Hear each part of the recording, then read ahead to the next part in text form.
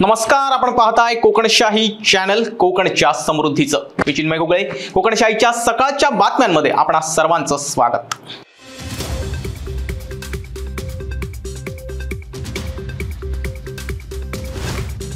सिंधुदुर्ग जिल्ह्यात सावंतवाडी तालुक्यातील सांगेली माडखोल पुळास धवडकी येथे 29 जुलै 2023 रोजी रात्री 8:30 वाजण्याच्या सुमारास भूकंपाचे सौम्य धक्के जाणवले. हा धक्का 3.0 रिश्टर स्केलचा होता. त्यामुळे या परिसरात कोणत्याही प्रकारची जीवित वा वित्तहानी झाली नाही, अशी माहिती सावंतवाडी तालुका प्रशासनाने दिली आहे. तसंच अफवांवर विश्वास ठेवू नये असं आवाहन देखील करण्यात आलंय.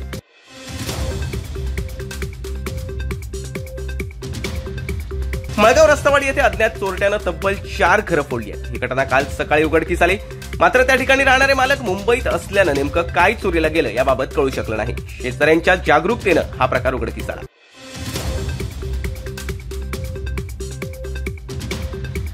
गुरांसाठी चारा आणायला शेतात गेलेल्या शेतकऱ्याला नागानं दंश केलाय. यात त्याचा जागीच मृत्यू झालाय. ही घटना काल सायंकाळी 3:30 वाजण्याच्या सुमारास सांगेली काजरमाळा येथे घडली. राजेश रेमुळकर असं त्यांचं नाव आहे. घराच्या बाजूला असलेल्या शेतात ते गुरांसाठी चारा आणायला शेतात गेलेल्या शेतकऱ्याला नागानं दंश केलाय. यात त्याचा जागीच मृत्यू झालाय. ही घटना काल सायंकाळी 3:30 वाजण्याच्या सुमारास सांगेली काजरमाळा येथे घडली. राजेश रेमुळकर असं त्याचं नाव आहे. घराच्या बाजूला असलेल्या शेतात ते गुरांना चारा आणण्यासाठी गेले होते. तेव्हा शेतातील नाग त्यांच्यासाठी यमदूत बनून आला. नागानं दंश केल्यानंतर ते ओरडले. ते ऐकून घरातील सगळ्या लोकांनी त्या ठिकाणी धाव घेतली. तेव्हा ते बेशुद्ध स्थितीत आढळून आले. त्यावेळी त्याला सावंतवाडी कुटीर रुग्णालयात उपचारासाठी दाखल केलं असता उपचारांपूर्वीच त्यांचा मृत्यू झाला.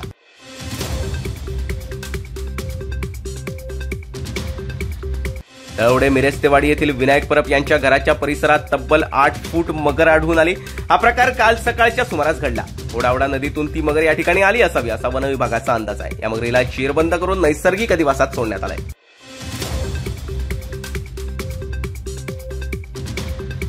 कोथरूडमध्ये अटक केलेल्या इसिसच्या दहशतवाद्यांना आर्थिक रसद पुरवणाऱ्या मेकॅनिकल इंजिनियरला राज्य दहशतवाद विरोधी पथकानं रत्नागिरी येथून अटक केली आहे. सिमाब नसीरुद्दीन काझी असं त्याचं नाव आहे. न्यायालयानं त्याला 5 ऑगस्ट पर्यंत पोलीस कोठडी सुनावली आहे.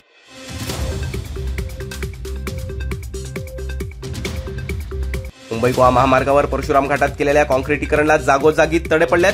काही ठिकाणी भेगा देखील रुंदावल्यात. त्यामुळे प्रवाशांना जीव मुठीत घेऊन प्रवास करावा लागतोय.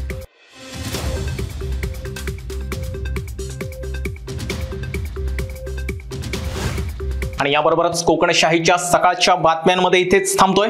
पण तुम्ही मात्र दिवसभरातील अपडेट्स आणि ताज्या घडामोडी जाणून घेण्यासाठी कोकणशाहीचं YouTube चॅनल आताच सबस्क्राईब करा. फेसबुक पेज लाईक करा आणि इंस्टाग्राम पेजला फॉलो करायला विसरू नका. धन्यवाद.